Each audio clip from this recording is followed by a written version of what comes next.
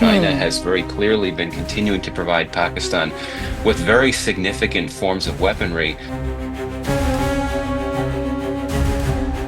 China-Pakistan relations have actually had significant tensions in recent months because of Beijing's view that Pakistan is not doing enough to help protect Chinese nationals and assets in Pakistan.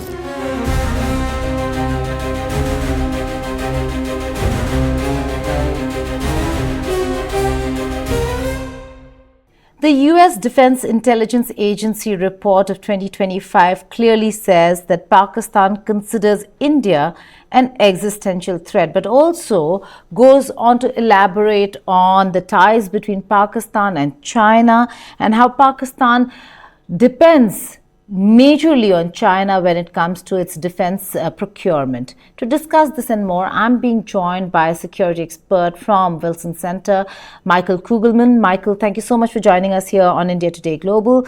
Let's begin with the report itself. India, an existential threat, that's the argument, or is that certainly something that Pakistan has been, and the strategic community has been thinking is necessary now for them to procure and to acquire the kind of arms they're trying to acquire from various countries? Right. So, I mean, this assessment here from the U.S. Defense community, it's not necessarily a new one in the sense that one has often heard this notion of Pakistan viewing India as an existential threat, particularly the Pakistani military establishment.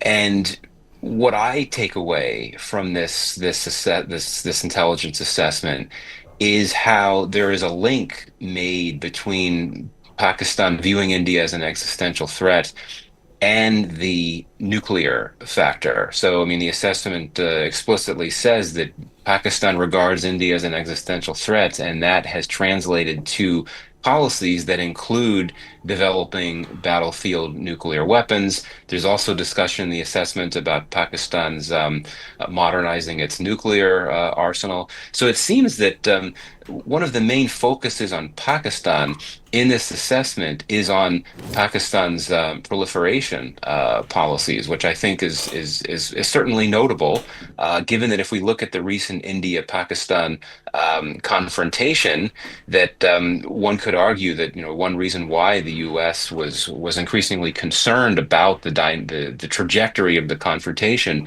was fears of the possibility of nuclear escalation. But yes, absolutely. I mean, to your point, I think that the concern on the part of the U.S. is very clear here, that because Pakistan, in the view of the assessment, views India as an existential threat, it's leading to a variety of policies on the part of Pakistan that include taking a number of steps that will be concerning for U.S. interests, and that includes doubling down on Pakistan's very significant military relationship with China.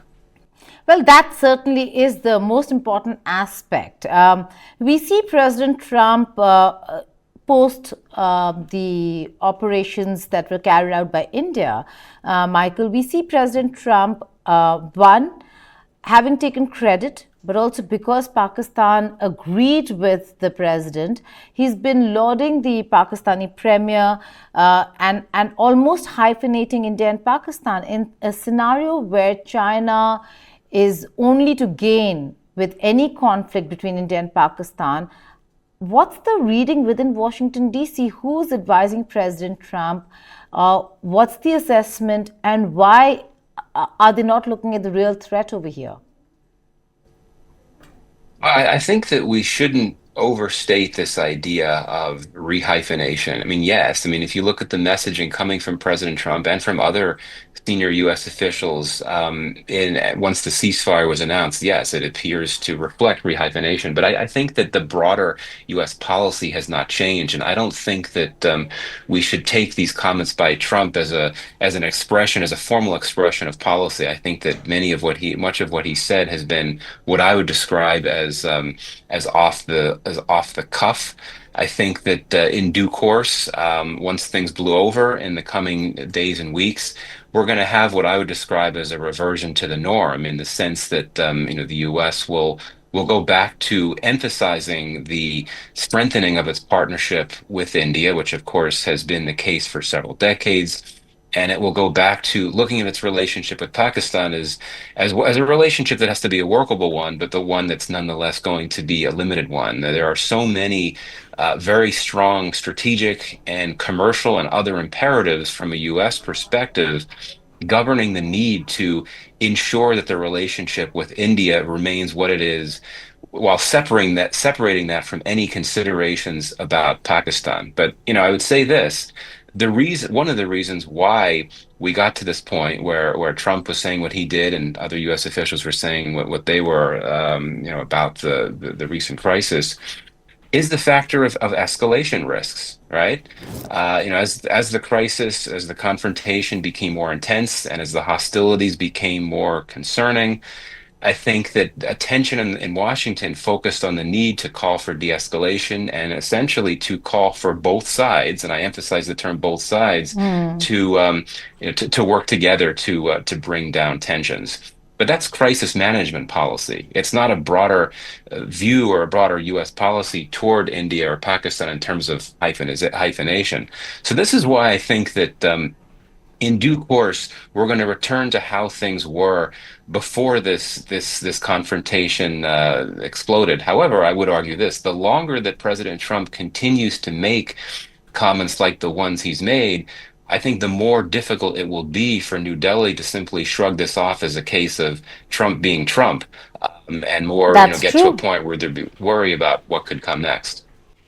Well, let's talk about one very clear assessment of the 2025 Defense Intelligence Agency report.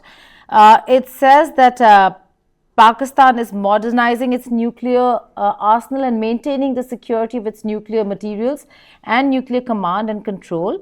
That Pakistan is also almost certainly procuring WMD applicable goods from foreign suppliers and intermediaries, Michael. Right, yeah, and this is a very significant part of the report, and as I said before, it's what jumps out from the section on Pakistan. Much of the focus and the concern expressed is about Pakistan's nuclear weapons policies. Now, my understanding is that in recent years, U.S. Official views of nuclear safety and security issues in Pakistan have strengthened in the sense that U.S. officials have become more confident about Pakistan's nuclear safety and nuclear security issues. However, the fact that there's so much emphasis here in this report on military modernization in Pakistan that entails strengthening the components and capacities of its nuclear weapons program, suggests to me that the position that the U.S. took in this recent crisis with India will continue to play out the next crisis. In other words, what I'm saying is that U.S. approaches to India-Pakistan crises, and especially India-Pakistan military confrontations, will continue to be shaped through that nuclear escalation risk lens. And I'm not sure if that's how New Delhi would prefer that the U.S. looked at these types of contingencies. But based on what we're seeing in this most recent intelligence assessment, it's very clear that the U.S. intelligence community continues to be concerned about Pakistan's nuclear weapon developments and capacities. Well, also the help that it gets from China. Now, it's not just about the military largesse that they receive from China. Pakistani forces have been in touch with China and receiving all the support and help from China with regards to the very same foreign materials that Pakistan needs to support their WMD program. Yes, absolutely, and this is another important theme from the assessment. But I think that we shouldn't forget as well about what's happening on in terms of conventional weaponry. I mean, China has very clearly been continuing to provide Pakistan with very significant forms of weaponry that were used in this most recent crisis. I mean, these Chinese-made jets that Pakistan used, and if you look at that in combination with some of the other The new anti-missile defense developments. system. Yes, exactly, that too. But also the fact that it's not just China, right? The fact that Pakistan was using Turkish-made drones in this most recent crisis. It suggests that Pakistan appears to be getting to the point where it's been able to diversify its sources of external suppliers of weaponry. And we know that India has been very adept at this, filling gaps in indigenous defense production systems. India has been able to build on the support it's gotten from Russia by increasingly importing weaponry from the US, from France, from Israel. Pakistan, we think so much about what it gets from China, but now that it's relying on battlefield ready weaponry such as drones from Turkey, I think that's pretty significant as well in terms of looking at what type of capacities Pakistan could bring to bear in terms of its conventional weapons capabilities in the next crisis with India. I think that's pretty significant. Also, Michael, the assessment talks about the fact that while we see cross border terrorism coming from Pakistan into India, the Chinese should really be worried about their own being targets and being targeted in Balochistan, in Khyber Pakhtunkhwa, when it comes to insurgents within Pakistan. Absolutely, and you're right. The fact that this is mentioned in the report, the fact that the Chinese concerns about terrorism for their own interest and their own personnel have grown in Pakistan because they've been hit. That's important, and we don't think about this as much now, given what just happened in recent days with Chinese weaponry helping Pakistan in its crisis. But China-Pakistan relations have actually had significant tensions in recent months because of Beijing's view that Pakistan is not doing enough to help protect Chinese nationals and assets in Pakistan, to the point that, as I understand it, China has essentially sought to get Pakistan's permission to be able to use its own armed security forces in Pakistan, which is not something that Pakistan has been willing to grant to China, important ally though China is for Pakistan. So, for all this conversation, all this discussion in recent weeks about how, you have this ironclad Chinese Pakistan alliance, China supplying Pakistan with all these critical arms, lurking beneath the surface, there still is some tension in this very critical relationship that Pakistan has with China. And given how important Beijing is for Pakistan, given how important Chinese assistance is for Pakistan, that certainly is something that Islamabad and Rawalpindi particularly cannot simply shrug off. Well, Michael, the fact that Pakistan is having difficult relationship with its very close near neighbors, Iran, Afghanistan, they've had border clashes. China, concerned about what's happening to their own interests in China, especially post the terrorist attack. And in all this, can they really afford to have the kind of acrimonious relationship they're having with India right now? India has made it very clear that it's not just about military action, that the diplomatic sanctions and financial sanctions against Pakistan are here to stay. So the water problem for Pakistan could really become a menace in some time from now. In such a scenario, can Pakistan really afford to have India, a huge country such as India, as an enemy country in the region? And more importantly, is this Asim Munir's personal now has it become a personal ambition, personal agenda, rather than one where he's looking at what Pakistan really needs? Yeah, I mean, I think it's very clear that Pakistan is struggling with fraught borders everywhere. Indeed, its western border with Afghanistan is very hot in the sense that Pakistan worries about what has become an increasing surge of cross-border violence from Afghanistan in the form of TTP. And then, indeed, I mean, Pakistan did have a brief military confrontation with Iran last year, and of course, the LOC is now very hot as well. So, clearly, Pakistan cannot afford to have a conflict with anyone, certainly India or whatever the case may be. Yeah, I think that Islamabad has been able to ease some of these tensions in some places. We've seen in recent weeks that its tensions with the Taliban have abated a bit. There have been some senior level engagements, and its relations with Iran, which are always rather volatile, have calmed down. Though I think that so long as Pakistan faces that continuous problem of cross-border terrorism into Pakistan from Afghanistan, those tensions with the Taliban will remain in place. But look, I'll say this. Asim Munir was one of the winners from this recent crisis with India because it essentially enabled him and the military to regain some of the goodwill and the popularity that it had lost in recent years. And so theoretically, there's an opportunity for Munir to leverage that new goodwill and popularity to try to focus on internal matters. And that could entail him trying to propose some type of reconciliation with the opposition, Imran Khan. It could entail him pushing the government, the civilian leadership to initiate politically risky but essential economic liberalization reforms. But quite frankly, I don't think that's the direction he's going to go in. I mean, he is a hardliner at the end of the day, and that includes his view toward India.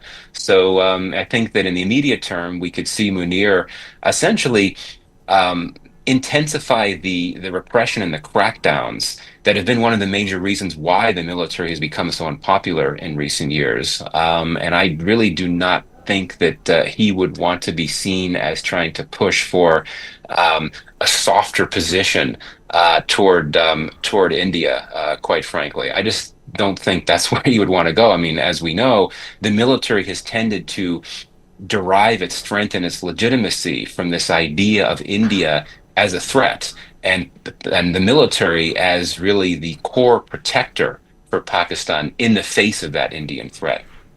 Well, very significant statements and important assessment, Michael. But as somebody who watches Pakistan very closely, what do you make of Shahbaz Sharif, the Pakistani premier, visiting Turkey, Turkmenistan, Azerbaijan, Iran, significant countries for Shahbaz Sharif, for Pakistan, but also a very rare sight seeing the Pakistani premier visit these countries with the Pak army chief and now field Right, marshal. clearly, right. Yeah, clearly, the optics are very important in this case. I mean, Pakistan's goal is to project this idea to the world that it's not isolated, that it's not going to be intimidated by what India is trying to do in terms of galvanizing the world to support India in its fight against terror.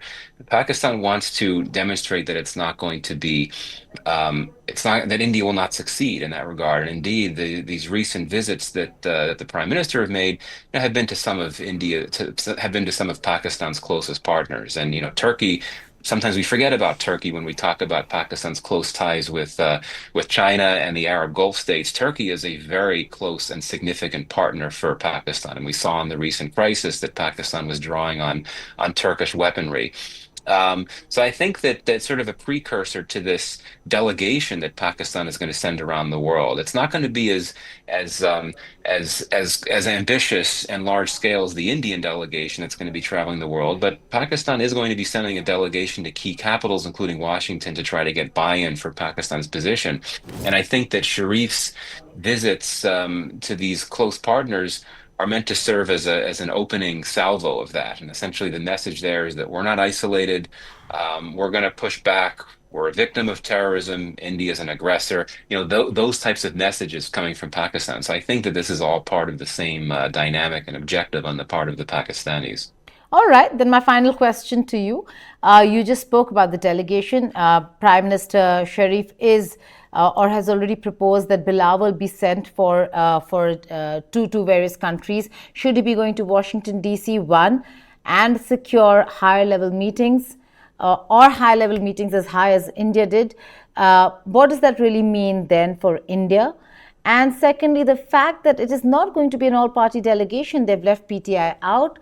Pakistan Tehreek-e-Insaf has been protesting, and they might send their own delegation out there. It does seem like Imran Khan has not just become a bête noire for the army, but a threat that they have not been able to deal with, and the reason why PTI is not included anywhere. Right. I mean, I think if you look at the composition of the delegations from each country, there's a different message that each country wants to send out. From India, the goal is to send out this political united message that there's political consensus around the messages that India wants to bring to the world. Whereas with Pakistan, I think it's about putting together a group of individuals that would most be able to get resonance, to most be able to resonate in the West, which is the main target of these of the Pakistani delegation. So, Bilal Bhutto is someone who's, very well known and very well respected in the West, in great part because of his family and his late mother. And then you have a series of distinguished, respected former ambassadors and diplomats that also have close links to the West. But in terms of the absence of PTI and Khan, yeah, I mean that's not a surprise. I'd said before that Munir is going to double down. He's going to essentially exploit, I think, the newfound goodwill and popularity he has. He's going to exploit that to essentially take that as an opportunity to double down on the very policies that he's been undertaking, and that includes this harsh clampdown on Khan and PTI. So in that sense, the last thing that Pakistan would be inclined to do is to bring on some type of opposition leader from PTI or anything like that to join this delegation. But not to mention, given that Pakistan's goal, as I view it with its delegation, is to bring together people that would be comfortable engaging with the West and would be well received by the West, I think those are mainly individuals that would not be a part of PTI, quite frankly. Michael Kugelman, thank you so much for joining us here on the network. Thank you. Thank you. Thanks for having me.